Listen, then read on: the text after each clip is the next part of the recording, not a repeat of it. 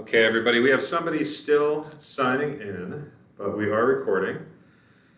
So we should be getting started in just a moment here. This is class number 2 of Wisdom of Wilderness. And Jake, please take it away. All right. Well, welcome everyone to session number 2 of the Wisdom of Wilderness by Gerald May.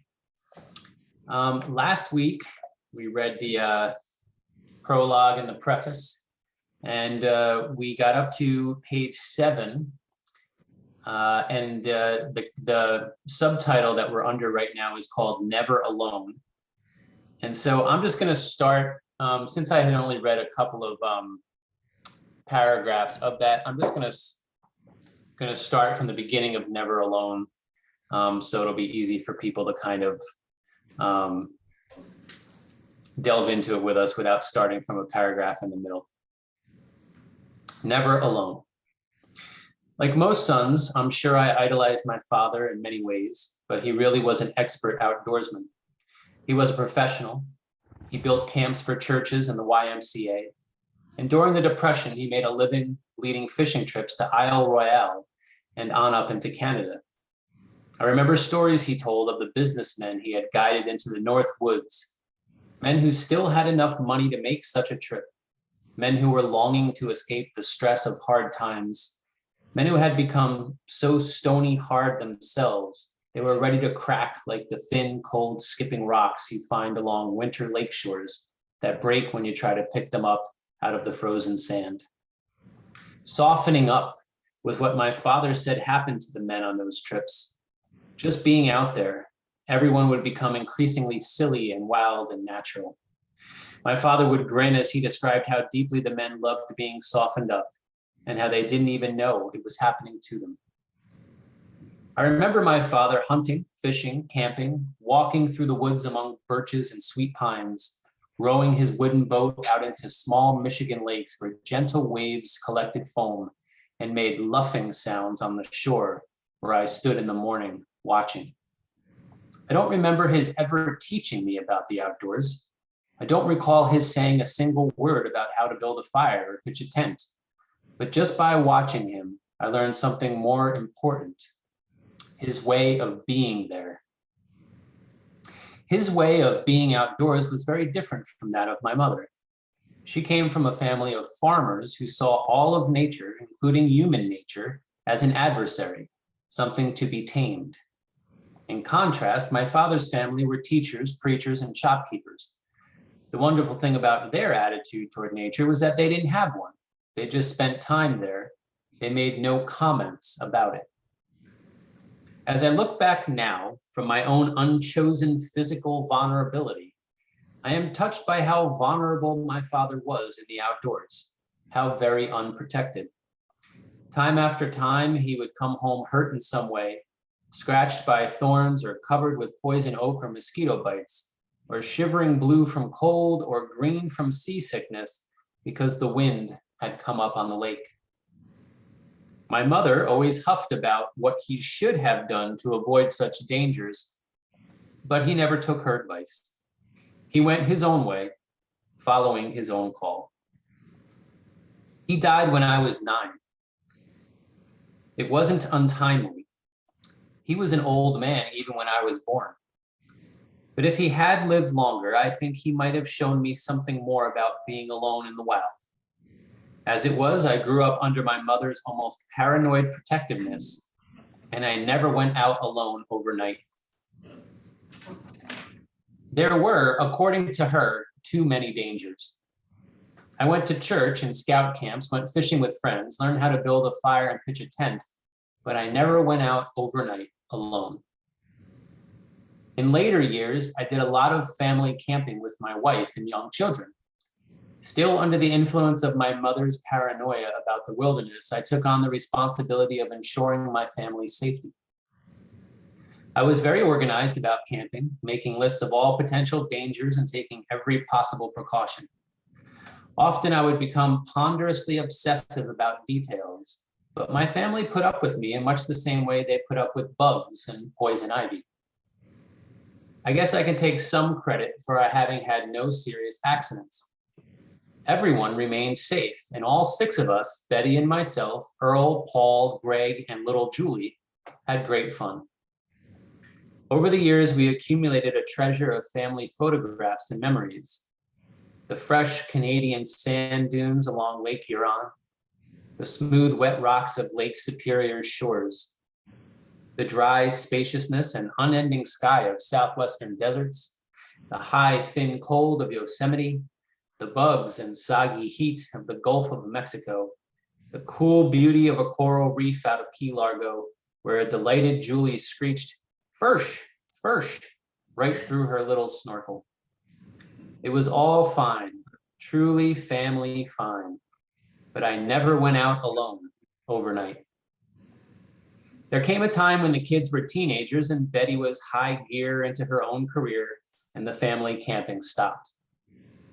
Occasionally, the kids would still go fishing with me. I had inherited my father's addiction to fishing, but most of the time they wanted to do their own things with their own friends. For a while, I went out with a couple of my adult friends, one of whom had a Jeep. We'd drive through the forest over dirt roads, go fishing, drink a couple of beers, and have wonderful dazed weekends. Eventually, though, my friends moved away.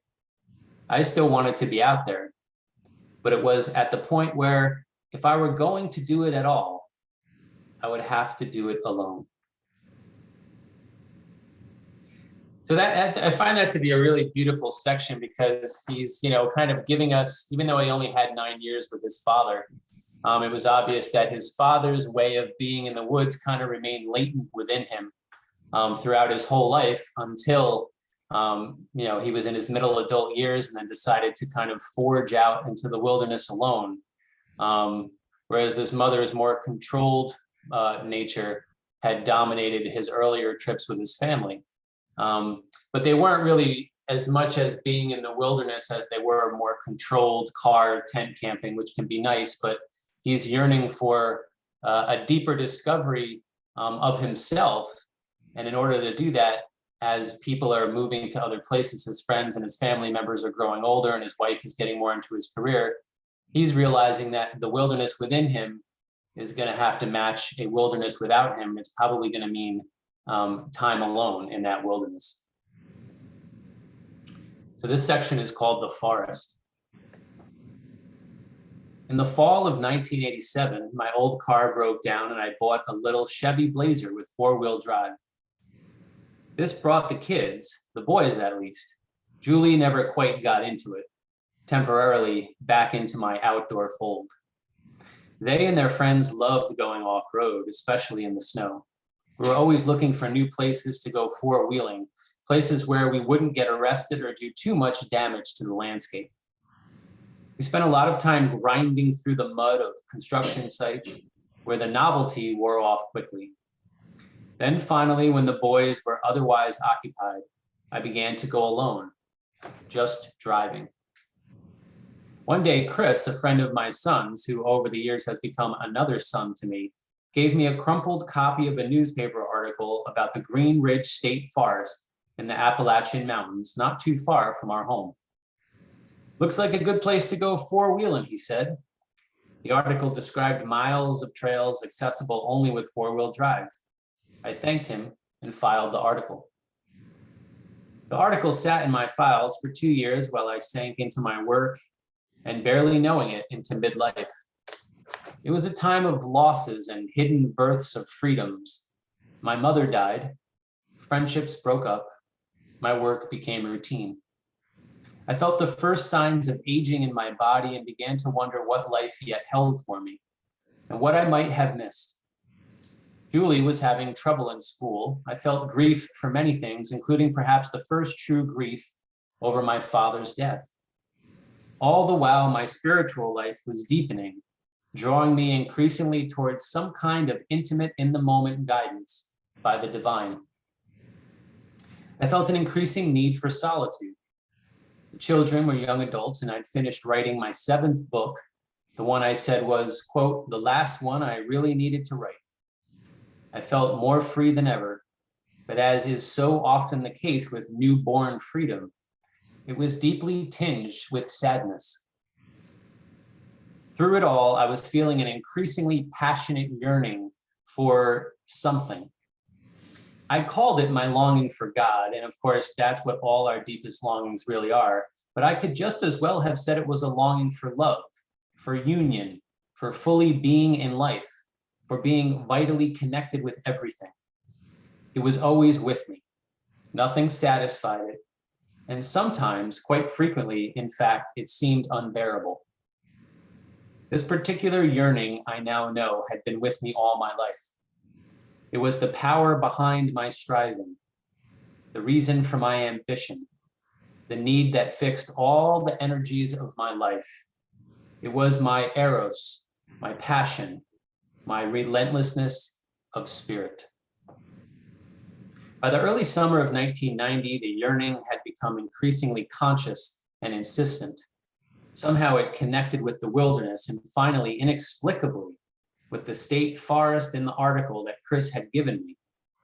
One day, barely aware of what I was doing, I dug out the old clipping and called the phone number it gave. The number still worked, and the ranger who answered said, "Sure, you can come on up here. We got lots of campsites. They're primitive, no facilities, gotta bring your own water and stuff. No bathrooms, a few picnic tables, but that's it. Can't even hunt now, nothing's in season." No hunting. I just want to get away, be alone for a while. Well, this is a good place to do it. This time of year, you're likely not to see another human being. Nobody's here when it's not hunting season. Come on up anytime. What's your fee for camping? Nothing, no fee. You got to register though. I knew I was going.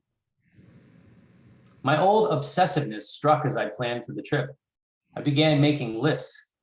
Although the prospect of going out alone overnight beckoned me with unutterable sweetness, I was also afraid. The fear made me careful, and carefulness made me obsessive. And at certain points, the obsessiveness became paranoia. In my list, I considered not only what I'd need for food and shelter, but all the dangers I might encounter.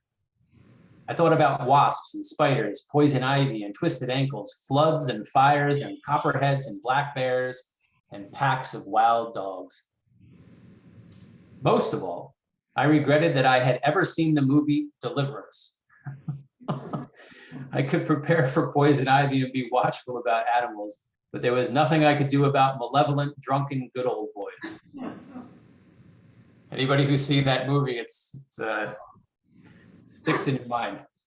Unless I had a gun, I actually thought about a gun. I, the guy who got banned from helicopter flights in Vietnam because I refused to carry a sidearm. The man who, after returning from Vietnam, got rid of the dear old Ithaca featherweight double-barrel shotgun I had inherited from my father. I was actually considering a gun. At that point, I realized I had crossed the line into paranoia. The idea of a gun seemed so wrong, so opposed to the yearning that called me. Suddenly, all my other plans for forestalling dangers began to feel wrong as well. I remember the moment. I was sitting cross-legged on the floor of my study, surrounded by camping gear, my list in my hand, when the feeling of wrongness came to me. I closed my eyes, took a breath, tried to pray a little. In that moment, I had my first vague sense of the mountain forest welcoming me, a gentle, utterly soft openness of invitation, a tender hospitality. In that sweet atmosphere, my paranoia seemed an insult, a slap in the face, a door slammed shut against the mountain's offered embrace. I laid the list on the floor beside me, and the feeling of wrongness disappeared. In its place was an equally powerful sense of rightness. I know enough about camping, I thought. I don't need any more lists. When it's time, I'll just pack up and go. 2 weeks later, I packed up and went. I couldn't resist making just one list for the absolute necessities. Food, tent, sleeping bag, and the like. but I didn't become paranoid. And when a little obsessiveness would begin to creep in, I simply took a breath. I had been looking forward to the trip for a couple of weeks. And as I took care of final details at home and office, I felt like a child inside, jumping with expectancy. I remember marveling at my excitement, not sure what I thought was going to be so wonderful. I wasn't really expecting anything specific. The excitement was the simple feeling of rightness and responding to a call I had ignored for a very long time. I suppose you can tell that something is really right when you'll feel such a sense of interior exuberance of, oh yes, this is it. I know there's more to spiritual discernment than good feelings, but if the exuberance goes deep enough, it doesn't matter what your rational mind has to say about it. It's like a homecoming, something lost being found, a feeling that makes your insides shimmer with rightness. And if you don't say yes to it, you yourself feel wrong and a little less alive. I'm going to go over a few things because this is a very rich chapter about spiritual discernment, which is really important. You know, he starts to get scared, right? So his calling is from a depth, and he starts to get scared, and then he starts to think about bringing a gun, right? And that's the last straw for him, where he realizes he's going to a place that doesn't really match the depth of his call. The depth of his call was a positive and embracing call. And by going into a state of paranoia, he's going someplace else, right? And it's very interesting. I've worked with homeless people for about 20 years, and especially when I lived in Seattle and the COVID pandemic hit and everybody closed down their services for the homeless, me and my wife kind of made it our full-time job outside of our full-time jobs to walk the streets. And my dad was a cop in North Jersey. And he would always tell me, you know, well, you should carry this, you should carry that, and this and that and that. And I remember just me and my wife discerning very deeply that I understand that I grew up in Newark, I have a lot of street smarts, but I was like, you know, our call really isn't about that. And I remember, you know, my dad thinking how foolish we were. But in the 2 years that we did that consistently, 40 to 50 hours a week in the kind of the worst places in Seattle, we never had any really negative experience whatsoever with people who were totally destitute and whatever, because we went there with that welcoming presence that he's talking about. And had we stockpiled, you know, various things to protect ourselves, we probably would have went in there with a very different presence. Now, I'm not saying that there's not the reality of the street, there is, but I understand what he's saying here, that you can go, it's like the Buddha said, you know, right thinking and right action go hand in hand. And when he's talking about, you know, that feeling of rightness, that's what he really means, that you have to respond to the call in a way that is on par with the call. And so had he brought guns with him and other things, it would have been not responding in the way that the call was asking him to go, which was with a feeling of trust. And then the last thing is, in that last paragraph, he gets to the point that all mystics and spiritual teachers, regardless of the tradition, whether it's Sufi, Vedanta, Hindu, Christian, is that your rational mind can only get in the way of a true calling, because a true calling goes beyond the rational intellect. So there's a lot of really beautiful points that he's making in that particular section. Anybody, any comments? Anybody before we go on to chapter 2, which is the power of the slowing?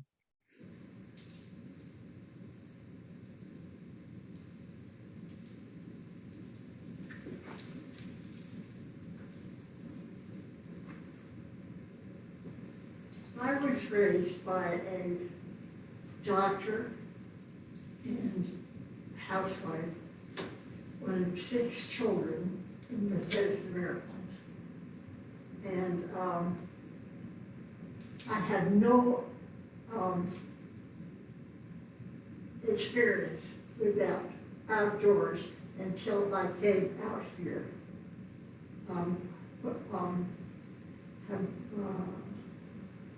I came up here 44 years ago, and the I went for a hike with my husband. You know, it was I didn't know how to do it, and he says, "Whoa!" So I know I had the experience of my upbringing compared to my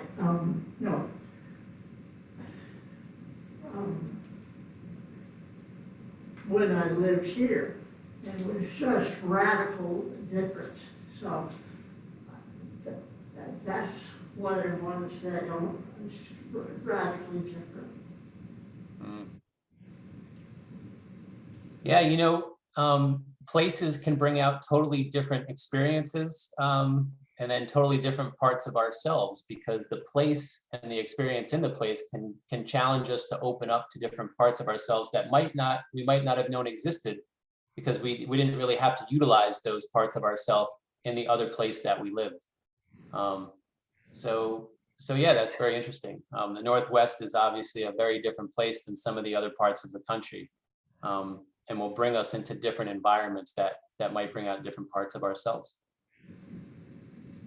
Thank you. So this chapter is called The Power of the Slowing.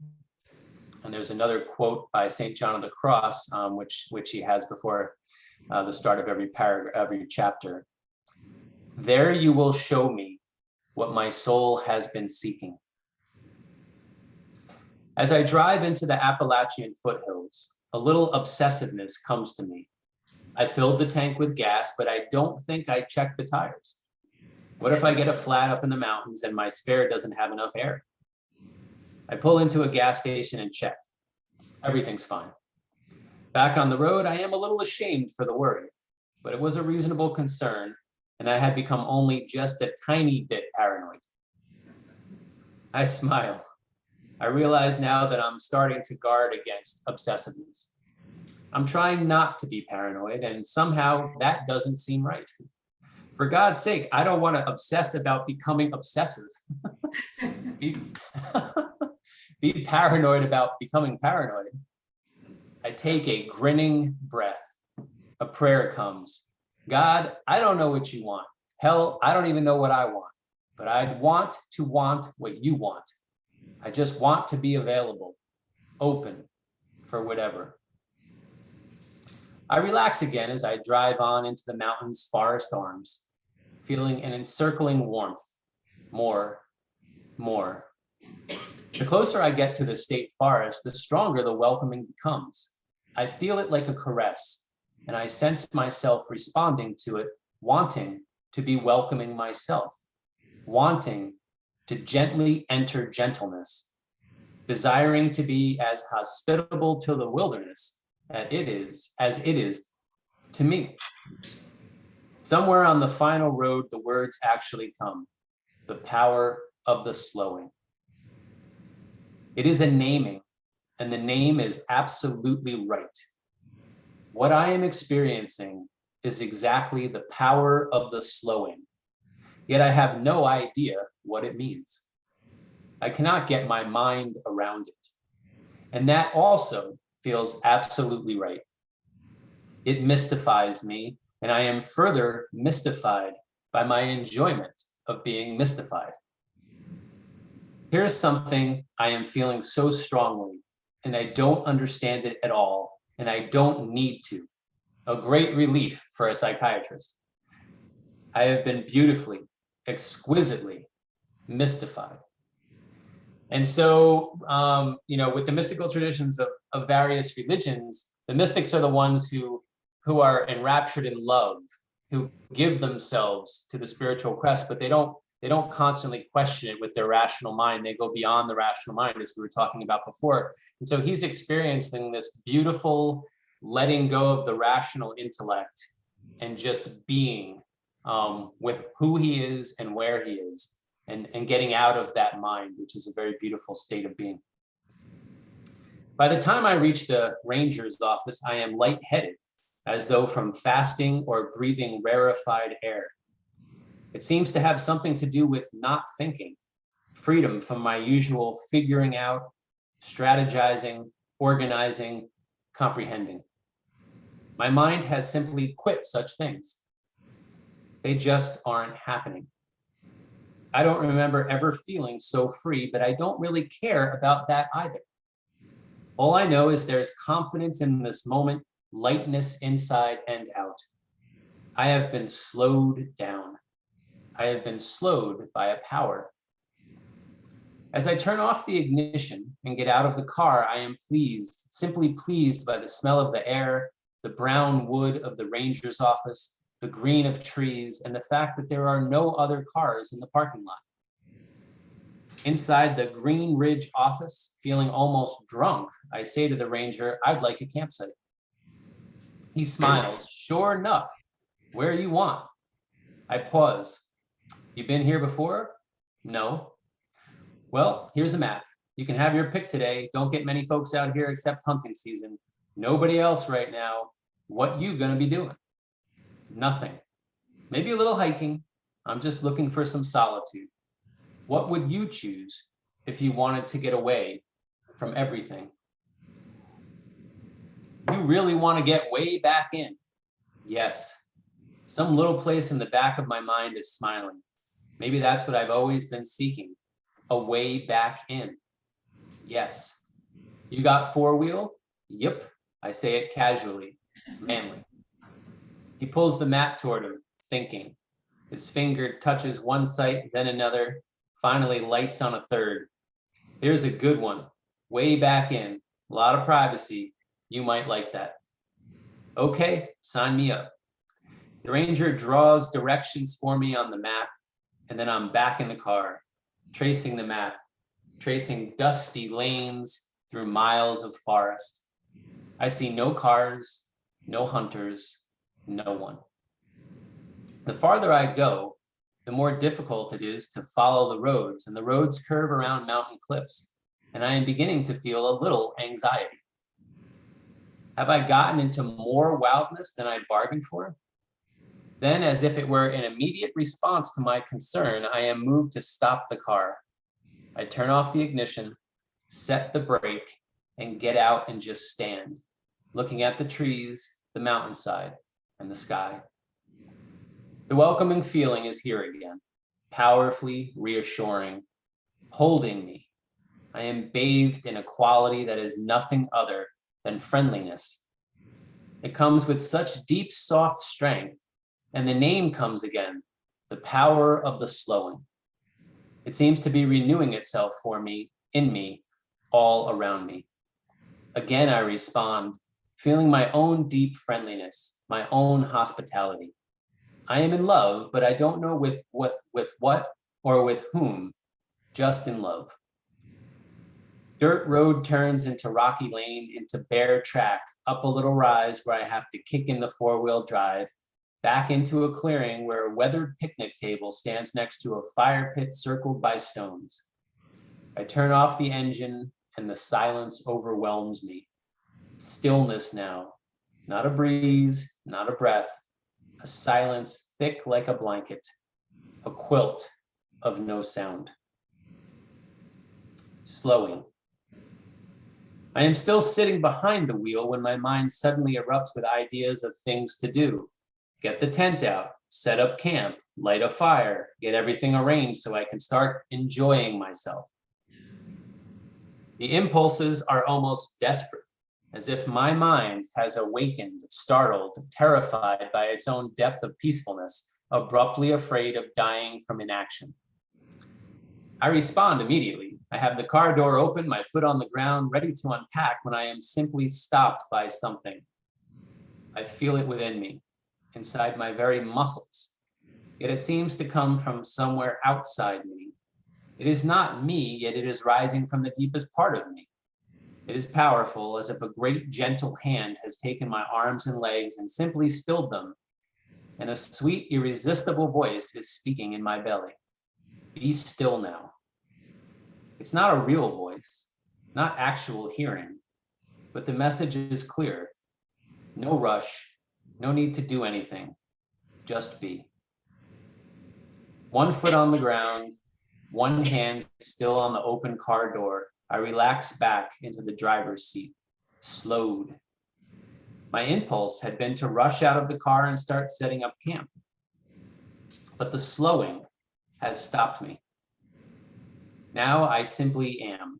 I sit half in, half out of the car for a long time, but I no longer know anything about time. I don't know anything about anything. I sense the smell of the woods, the caress of the mountain breeze, the spots of warmth where sunlight touches me through high leaves and branches, the soft feeling of my muscles relaxing. I have no notion of being perceptive or alert, but the depth of my relaxation has made me very open, receptive to everything. Again, the welcoming feeling comes, the friendliness. And now, just now, it does seem to be time to unload the car. I don't know if any of you have ever lived in a really, really hot place, but my wife and I spent a summer living in Texas, Austin, Texas one time, and it set a record for I don't know how many days it was above 105 degrees in a row. And it was so interesting because we'd go out in the afternoon and we'd go and sit in the car for like a minute or two before we like rolled down the windows, and it was like a sauna. And it would always just relax like every bone in our body. We'd sit in that car sauna for like a few minutes, and then we'd roll the windows down and the air would come in. But it would always slow us down and almost put us into a meditative state. I wonder if any of you, if there's any particular memory you have of your body really slowing down due to weather or just a beautiful place or just some activity that you do that brings you into that state of being a bit slower.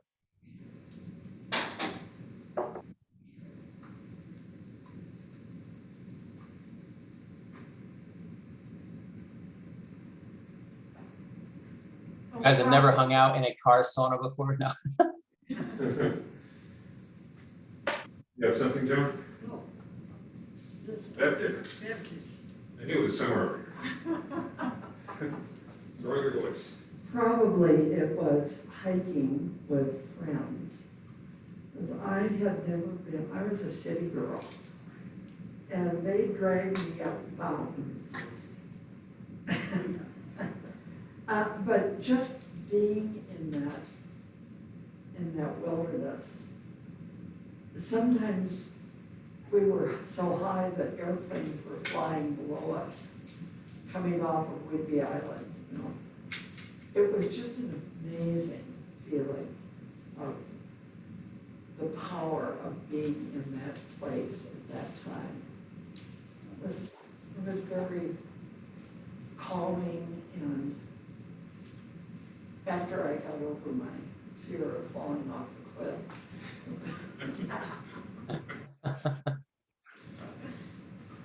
Well, that's an interesting point because, right, like he's going through a whole list of fears, right, before he can get into that power of place, right? And so that's interesting that you brought up only one fear. He has many more, but your one thing about falling off the cliff, and once you release that, then all of a sudden you were able to relax into that power and feel that presence, which is very much, you know, I think what this book is beginning to draw out in its context. So this next chapter is called, not chapter, but the next headline is called Bugs. It is mid-afternoon. The sun is hot, the air is still. I'm taking things out of the car and piling them on the old picnic table. I set the water jug down and a few drops leak out and bead on the rough wood, and yellow jackets arrive from nowhere. I am used to these little wasps hovering over picnic lunches at home, but I did not expect them here on the mountain. I am disappointed to see them. I think they will be a problem. Thinking starts. My mind revs up. I begin to cope. I consider putting on some insect repellent, but something slows my thoughts again and the friendliness feeling returns. I go on unpacking. As I put my box of food on the picnic table, horseflies appear. mixing with the yellow jackets, buzzing and humming, black and yellow. I sit down and watch them. I pour a little puddle of water on the table. This is a 2 yellow jackets alight there and drink. They seem so vulnerable in this moment, their tiny heads bent to the water. More bugs come, flying, buzzing, hovering, crawling. I do not like their presence at all, but the friendliness feeling keeps coming in waves and I just sit with them. A yellow jacket lands on my right arm, a horsefly on my left. I want to brush them off, but again, I am slowed. I wait. They crawl on my arms, looking for droplets of sweat, not tickling me, just touching. I hear cicadas singing. I realize they've been droning all along, but I haven't noticed them until now. Now I hear the sounds of now. That's a great line. Now I hear the sounds of now. I continue setting up camp and the bugs keep hovering. The sun has moved to shine directly on me and I'm sweating with the work, feeling wonderful. I take off my shirt, hanging on a branch, feel the sunshine on my back. Occasionally a bug crawls on my skin and tickles and I twitch a little and it flies away. In my arms, I now hold the old pup tent, unopened for years. I smell its canvas mustiness in the sunlight. I do not think, but rather sense where it should go, what direction it should face. Like the timing of things, the placement of things is just given. It seems right. I am barefoot and in my shorts now, kneeling in the dirt and small sharp rocks clearing a place for the tent. It occurs to me that I have never felt this way before, never so fully here, never so completely now. The site is cleared, the tent ready to set up, but I pause. Finally, it seems to be a time for thinking. I pull a can of beer from the cooler and sit in the dirt against the tree. I rub the skin of my back against the bark of the tree, gentle, close, good. My mind is gentle too, and the thoughts that come are free. All drivenness is gone. No agendas or plans arise, just easy reflection. No, I have never felt this way before. But wait, is there not some small memory of it from long ago? Some vague sense of familiarity? No, I guess not. If it is a memory, it must be from long before my sense of me, maybe even from before my birth. I sip the cold beer. I remember past times of camping, old ways of setting up tents, sighting the ground and figuring out level places and which direction the tent door should face, and where water would run if it rained, and making sure everything got set up before dark. All strategies and tactics, procedures and plans. How different it is now, just following what seems right, going where something opens, responding to what is given. I am letting myself be guided. I have been empowered to respond to tender, subtle senses of direction. I have agreed to the empowering. I, or my heart, has said yes. I have wanted it. My mind now begins to work a little. How does this guidance happen? Where is it coming from? But a gentle, slowing hand stills the impulse. I take another swallow of beer, lean back more fondly against the tree. Maybe I doze off a little. Cicadas drone, horseflies and yellow jackets come and go, tickle, touch, buzz, and disappear. The tent, it turns out, is the last thing to set up. The sun has gone below the tops of the trees and leaf shadows shimmer on the blue-green canvas as I unfold it. It takes just 2 poles, one at each end. Long ago, I lost the original aluminum poles, and what I have now is broken broomsticks. They don't really fit, but it doesn't matter. I tie the canvas to the sticks with string, good enough. I walk to the car to get my sleeping bag and smile. It's not there. I laugh aloud and the forest stills slightly at the sound. I had made my list, made sure the sleeping bag was on it, but I didn't put the sleeping bag in the car. Well, what's here is just a thin old blanket jammed behind the spare tire. Okay, it will have to do. I shake it out, refold it, start to crawl into the tent with it. I'm halfway into the tent when a blazing pain hits my back. I scream and scuttle backward, out and up, and trying to reach the place in the middle of my back just beneath my shoulder blades and impossible to get to, but I do touch something soft that falls. On the ground, crawling dazedly, is a yellow jacket. God, I hate that bug. I would stomp it if I weren't barefoot. My back is on fire. Oh, Jesus, the thing was riding on my back and I squeezed it against the canvas as I crawled into the tent. Did I squash it? The pain is easing now as I kneel on the earth and look at the crawling insect. You're in worse shape than I am, I say to it. Your wings don't work. My mind starts again. What the hell am I doing here, out in the middle of nowhere, half naked on my knees, whispering sweetness to a damn bug that's just stung my back where I can't even touch it? The power of the slowing comes again now, like a wave of warmth inside me. And this time, she is laughing, and she fills me with laughter. And the bug, I imagine, knows nothing of laughter. And I realize quite suddenly that I have just called the power of the slowing she. Next part is called she. That first trip to the mountain was full of surprises. Never before had I felt such a sense of a living presence, not my own. Never had I felt so clearly drawn and guided by something beyond my own will.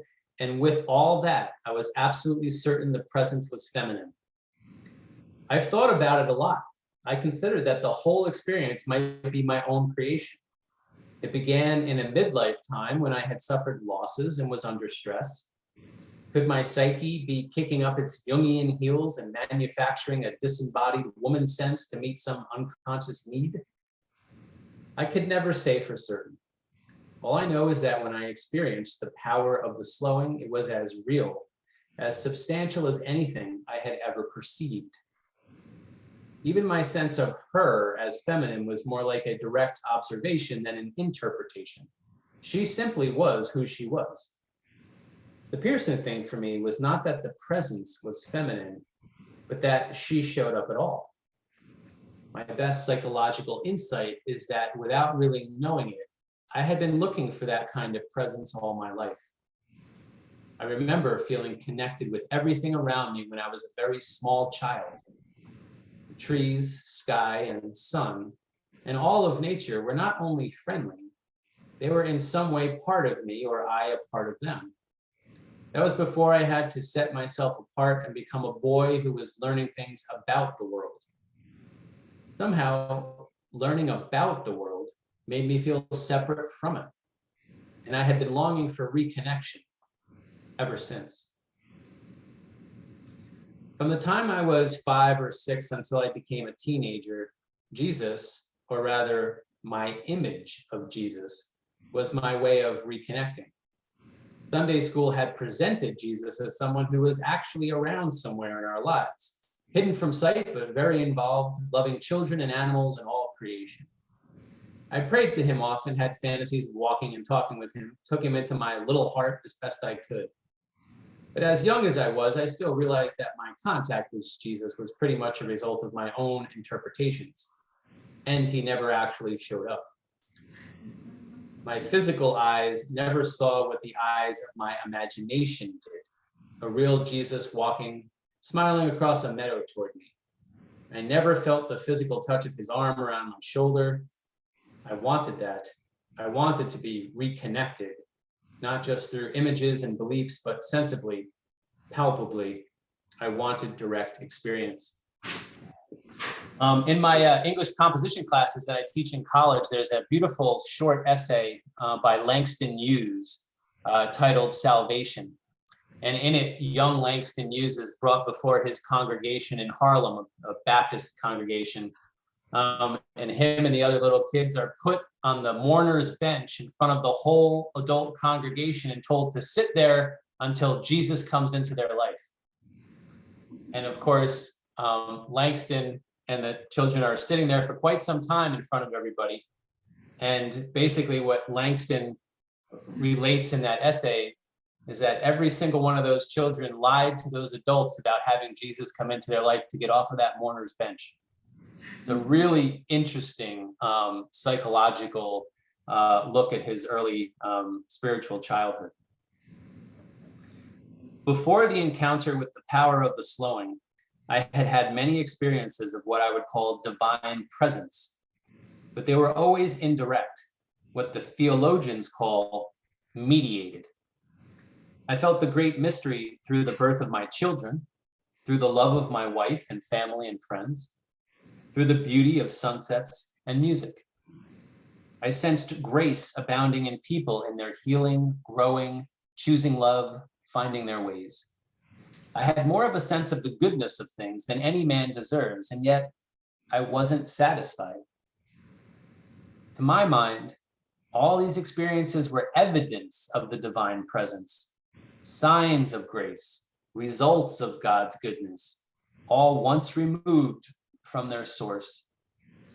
The experiences were encouraging and inspiring, but not fulfilling. They all carried the message that reconnection is possible, but they did not actually connect me. They tantalized, teased, even tortured me by fanning the flames of my longing for direct encounter. Many around me said I should be satisfied with what I had, for I had been given so much. But I could not help my desire. I could not make peace with seeing through a glass darkly when I yearned for face-to-face presence. My cup overflowed with mediated experience, yet I thirsted for the immediate. So it was that she showed up.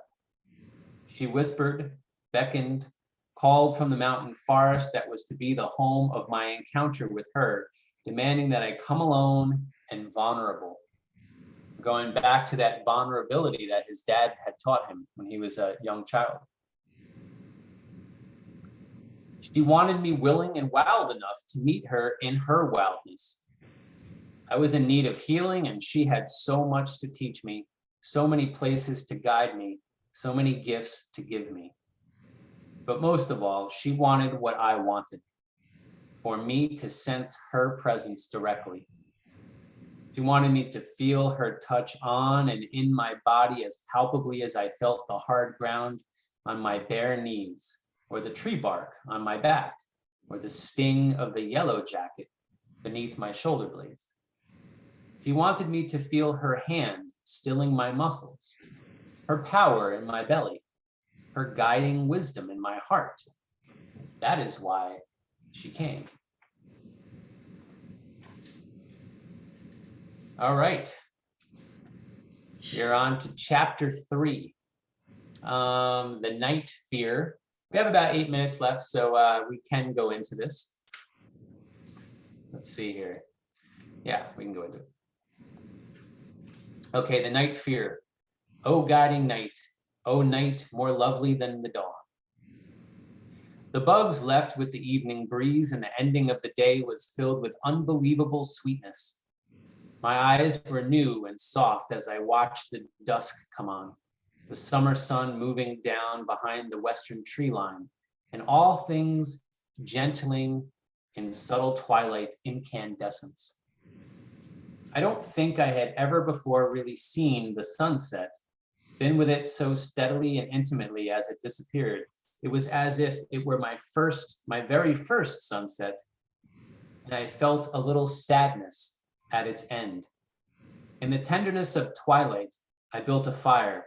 I had meant to cook a big dinner, but the fire itself captured my attention. I savored the fire as I had savored the sunset, noticing how the breeze kept changing its shape, the way the flames transformed each twig into blazing light, into glowing ember, into white ash. The fire hypnotized me, and I saw things in it, soft curvatures of light and heat that moved into my awareness and caressed places in me, places that were hurt and hardened, places of grief, of old woundings and wonderings. There, deep inside me, the touches of the fire curves were like tender fingers, deeply good. It was my first solitude fire, and I named it Healing Fire.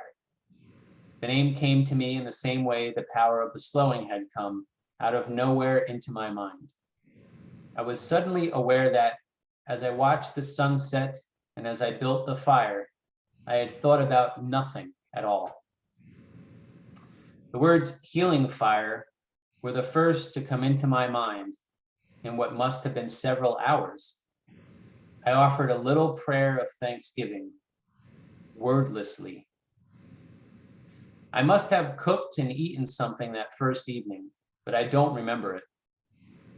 All I recall is the sunset and how the fire entranced and healed me, and how when my eyes finally left the fire, night had fully come. I looked into the surrounding trees and saw only blackness. I moved closer to the fire as if it offered protection from something. Suddenly, the fire seemed very important to me. Without thought or image or sound, without any cause, I was afraid. The fear just came, changing the texture of my awareness almost softly, like the breeze changed the shape of the flames. We have about 4 minutes left, but I am gonna end there because this next section is a very important section of the book called Bear. And there's a lot of physical, mental, and emotional action that takes place in it. And I don't want to start that and then have to restart it again next week. So we'll leave with him. He's had a wonderful day. He's made a fire. And now for no real reason whatsoever, that fire becomes much more important to him as the darkness sets in and he begins to have fear, onset. And we'll see if there's anything to that fear, if there's something that actually brought it on next time around. So I want to thank you all for journeying in this second session, and we'll see you next Tuesday where we will start off with Bear. Thank you. Okay, thanks, Professor, and see you in 1 week. All right.